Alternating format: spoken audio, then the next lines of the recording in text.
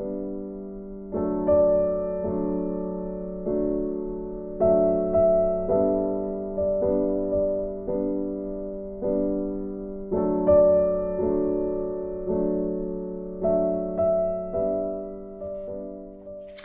and welcome back to my film and TV channel. Hope you're all staying safe and well.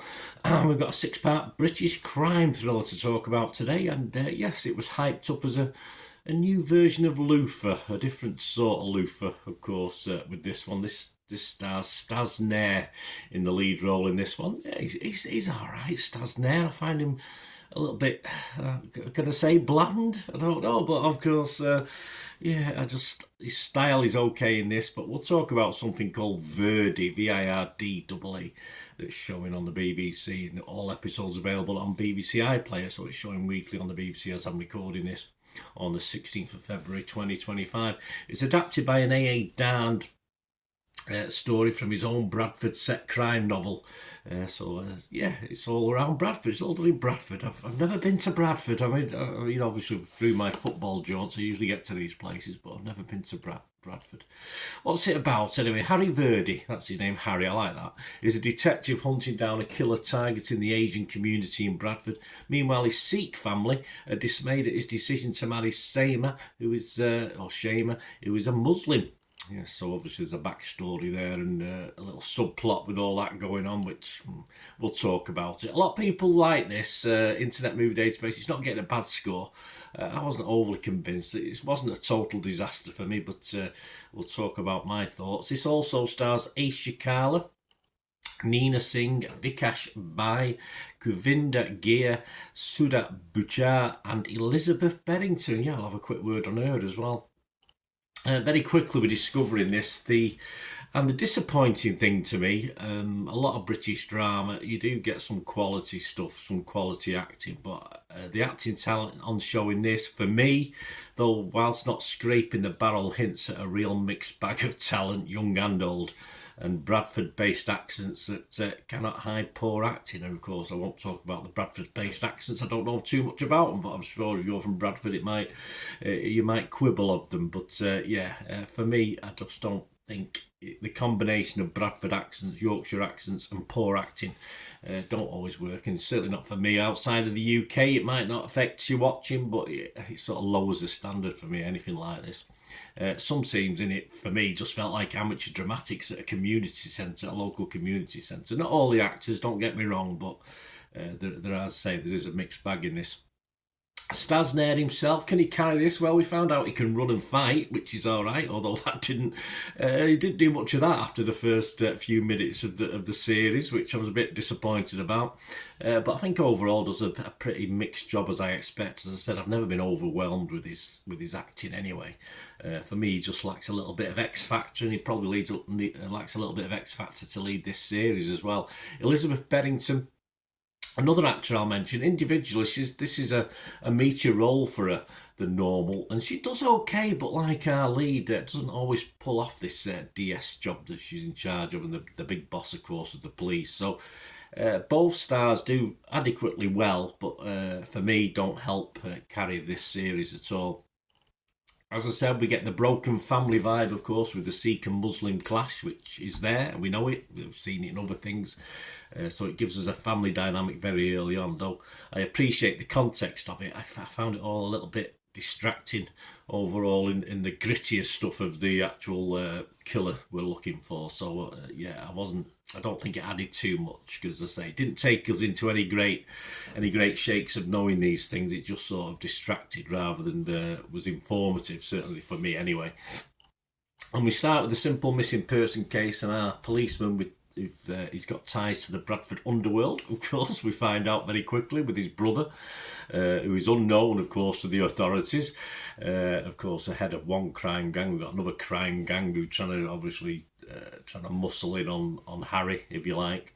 And of course, he's got to break in a new partner as well. Although the partner's not much to the story, in fairness. I expected a bit more rubbing against each other, a bit more of a vibe. I mean, there's obviously questions from his partner and thoughts of his partner about the guy he's working with. But so you've got a cop with obvious loyalty problems for a start. His brother's a drug runner, so it's got to be a problem. So that could probably hint at the sort of Luther element that they compared it to. But despite the serial killer being the main plot, I found it all a little boring at times, and the subplots of the gangs a bit silly and samey. Not impressed with that. The tension does build as the series goes on, as you'd expect, but the 6 episodes is just far too many. There's not enough in this for 6 episodes, and it leads to some pretty average to poor story filler all the way through this. There is an okay story of revenge. I like it. There's a bit of a backstory of the brothers, which I quite liked. I like that backstory that leads us to where we are now. But as I say, for me, it loses its overall impact with some poor acting and some fairly bland, silly subplots as well that don't really add much. We even get a little bit of a Saw-like vibe introduced, which is never a bad thing late on. And I think the baddie looks great. The baddie looks the part at least, but overall, again, he failed to impress me. And I was just generally reasonably disappointed. It never really grabbed me. It wasn't a total waste of time, as I said, but yeah, it never really got me on edge or wanted me to say, I'll watch the next episode now. You know, as a good binge watch would, you just want to keep watching till this. I did it because I was reviewing it rather than the fact that it was a good watch. As far as being a Luther type series, as mentioned in the promotion of this, nowhere near that. Some subtitles in this as well, guys, but not too many if you're not really into the subtitles. But I am the exception, and you know what I do on here? I always have a look at other people's opinions, because it's not, I've got an opinion, other people have. It'd be a very boring world if we all thought the same. But other critics are generally favourable. Lucy Mangan, who I go over to a lot, and from The Guardian, praised the satisfying plot and the charisma of Nair as Virdee. I didn't see that. And Dan's great talent for finding emotionally universal in the culturally specific. Lucy likes it a lot more than me. Carol Midgley in The Times enjoyed the strong and powerful portrayal of the family dynamics. Not for me in the series, but cautioned viewers against the barbarity of the violence. I wanted a bit more violence in respect.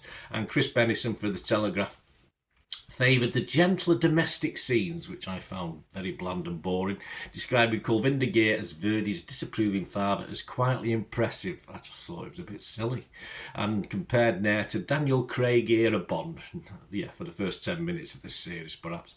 But for all the vignettes that fascinate, the gang specifically recruiting young South Asian women to deal drugs because the politically aware Bradford police don't dare stop and search them, felt that they get buried by crime thriller tropes. So he liked it, but not totally.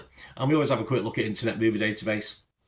Nothing on Rotten Tomatoes or Metacritic for this at the moment, this British series, which is probably the norm.